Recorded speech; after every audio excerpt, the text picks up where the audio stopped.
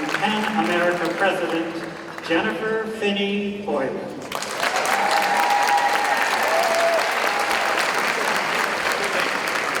Hi. You all look great. I wanted to begin my remarks to you tonight with something light and humorous, so let's start by talking about the new memoir by Salman Rushdie, the title of which is Knife: Meditations After an Attempted Murder. In his new book, he writes this: language, too, is a knife. It can open the world and reveal its meaning, its inner workings, its secrets, its truths. It could cut through from one reality to another. It could call bullshit, open people's eyes, create beauty. Language was my knife. If I had been unexpectedly caught in an unwanted knife fight, maybe this was the knife I could use to fight back. In the last year, freedom of expression and freedom of speech and literature itself has been under attack from all sides because authoritarians know that literature is a knife, just as Salman describes it. But it's not the kind of weapon that hurts, it's the kind of weapon that heals, opens hearts, changes minds, wakes people up from their sleep. Which is, of course, exactly what some people are afraid of. In the first half of this year, we have counted over 4,000 book bans in schools across the country, from The Handmaid's Tale to The Bluest Eye, as well as scores of books about or by LGBTQ people or people of color. And why are these books being banned? It's because our adversaries fear the changes that books can bring. But that's the mission at PEN America, to enable authors to continue to change the world and to free writers who find themselves behind bars because of the stories that they have told. Our Freedom to Write Index, released last week, noted that 339 writers around the world are imprisoned for their words. The list of the 10 countries who have jailed the most writers is topped by China, with over 100 authors in jail, followed by Iran, Saudi Arabia, and Vietnam.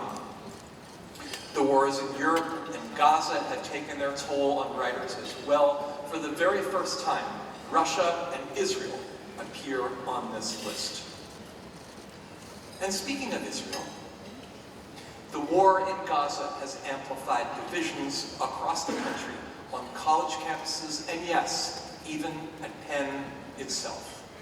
This year, some members of our own community boycotted the annual PEN Literary Awards and the World Voices Festival in order to make it abundantly and passionately clear how disappointed they were with our initial response to the war. Some of them are protesting this very evening.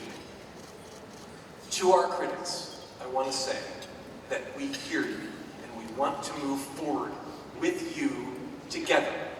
We know that you are speaking your conscience and your heart.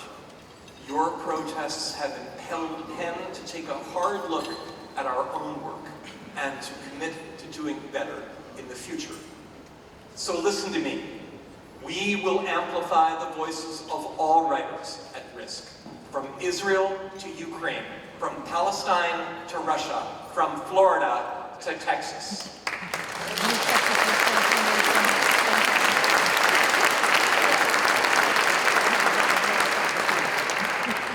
On a personal note, may I just say that my first 4 months as PEN's president have been interesting,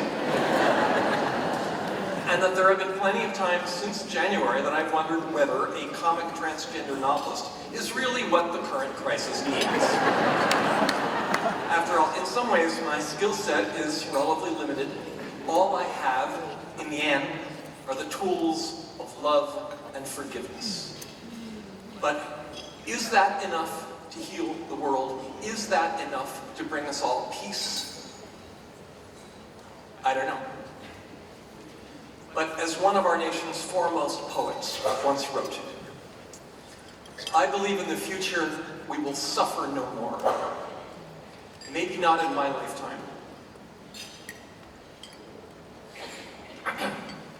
but in yours, I ethereal shore. Song dogs barking at the break of day pushes the edges of a thunderstorm, and these streets, quiet as a sleeping army, send their battered dreams to heaven. No, that wasn't Salman Rushdie. That was Paul Simon, whom we honor tonight.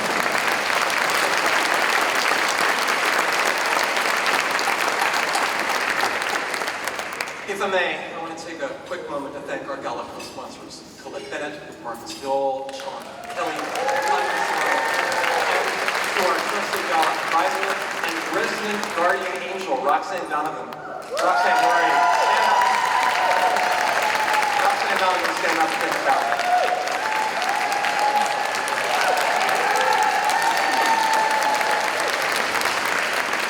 Thank you to our Gala committee, our sponsors, and our award underwriters, the Edwin Barbie Charitable Trust, Pamela and Peter Hardy,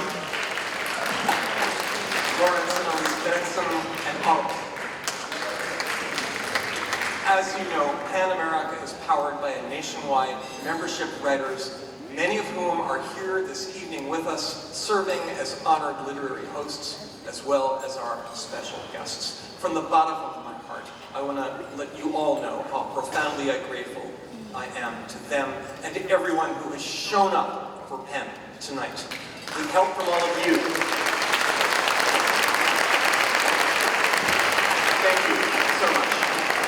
With help from all of you, we will continue to wield the healing knives of literature and of music and of love. Thank you.